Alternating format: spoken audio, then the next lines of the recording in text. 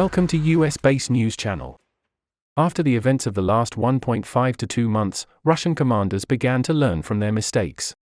When we look at the most important events in the last 24 hours, we see that the Russian army is trying to implement the strategies used by the Ukrainian forces, which were quite effective before. News agenda, which we will start with the events at the front, also includes important events that will determine the fate of the war between Russia and Ukraine. Clashes, which started with firing missions initiated by the Russian artillery and missile units in the morning, continued fiercely until the evening hours. Especially on the Bakhmut, Marinka, and Avdiivka fronts, Russian forces made great efforts to break through the Ukrainian defense line. However, the fact that the Russian armored brigades did not participate in the attack attempts prevented the success of the Russian infantry. Official reports indicate that 50 attacks of Russian troops in just 8 hours were repelled by Ukrainian forces. Worse still, the Russian commanders, who lost 560 soldiers, 14 combat vehicles, 7 tanks and 14 artillery systems in the fighting, still stubbornly argue that the offensive in Bakhmut should continue. Although the intensity of the Russian forces' attacks on the Kreminna, Lyman and Kupiansk fronts has decreased significantly in the last week, the tension on the Bakhmut front does not seem to ease easily.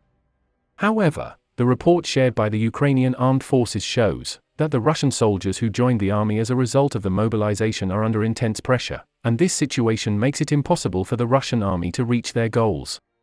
According to the report of the Ukrainian General Staff, intelligence data show that the commander of the Russian troops in Nizhny Novgorod Oblast, which was serving as reinforcements to the Russian forces on the Eastern Front, referred to his subordinates as cannon fodder. Russian commanders, who say that their soldiers who complain about the lack of equipment will be sent to the front no matter what, do not give their soldiers the value they expect. There are reports that many Russian soldiers, who joined the army as a result of the mobilization, tried to escape from the front. Worse still, it is known that there are currently more than 200,000 Russian soldiers in the Donbass Oblast. Although the Russian commanders have the illusion that they can achieve significant success thanks to their numerical superiority, they ignore that most of these soldiers are not properly trained. Data shared by British intelligence shows that a significant part of these 200,000 soldiers are currently deployed near the Marinka front. However, the data shows that these soldiers became prisoners of Ukrainian artillery as a result of unsuccessful attacks carried out in attack teams of 10 to 12 people. Russian General Valery Gerasimov is wasting the strength of his army by ignoring the warnings of senior officials, including the Wagner Group, to take precautions against a possible counterattack by Ukrainian forces. Russian sources say that Russian General Gerasimov believes that the spring offensive that Ukraine is preparing to launch will fail, and that no force can prevail against the Russian army. The Russian general, who has a stubborn character like Russian President Vladimir Putin, always thinks that his decisions are right. Worse still, as a result of Gerasimov's decision, more than 200,000 Russian soldiers stationed in the Donbass Oblast are now vulnerable. Ukrainian sources claim that the Ukrainian army is constantly conducting reconnaissance activities with drones in the areas behind the front lines in Donbass and mapping the areas where the enemy forces are deployed. Sources claim that the Ukrainian military now knows the precise location of more than 100 enemy deployment points. According to them, the Ukrainian commanders will instruct their missile units to destroy these more than 100 enemy targets on the day they give the order for the spring offensive.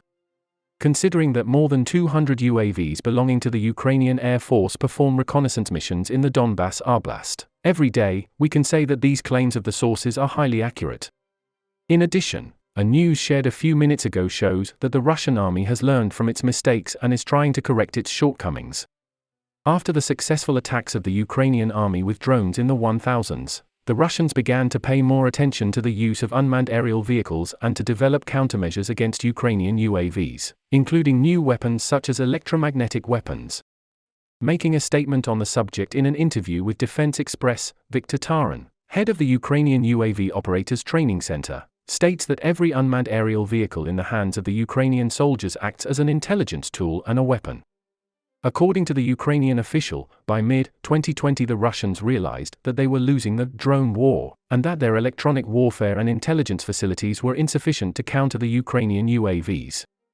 As a result, they began work on creating their own small fleet of drones and began production of quadcopters.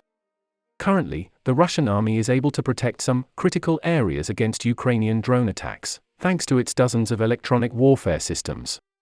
However, considering that more and more advanced members are joining Ukraine's unmanned aerial vehicle army, it is quite possible that the electronic warfare barrier of the Russian army will become ineffective at some point. Worse still, the Ukrainian army can easily shoot down the most advanced UAVs the Russian army has ever produced. According to the statement made by the commander of the Ukrainian Air Forces, Mykola Oleshchuk, the Ukrainian forces managed to destroy a total of 5 Russian UAVs on the Bakhmut and Marinka fronts. Stating that 4 of them are reconnaissance UAVs, the official states that the other is Lancet UAVs, the most advanced UAV in the hands of the Russian army. Russian Lancet drones, which have attacked the positions of Ukrainian artillery and missile units, have managed to achieve a few minor victories so far. However, as the Ukrainian commanders changed all their strategies, and started to deploy mobile air defense units next to the artillery and missile units, Russian unmanned aerial vehicles began to lose their effectiveness. Using the $50,000 Manpads anti-aircraft systems, Ukrainian mobile air defense units hunt down Russian drones, hitting more than 10 enemy drones almost daily. Worse still, it is obvious that the Russian military is having a hard time replacing lost UAVs with new ones. Due to the sanctions imposed by the Western states, Russian weapons manufacturers, who cannot supply advanced electronic components, cannot produce drones at the desired speed. In short, it seems that the winner of the drone war will be the Ukrainian army. Information on the subject is limited to these. We will continue to monitor the world and especially Ukraine.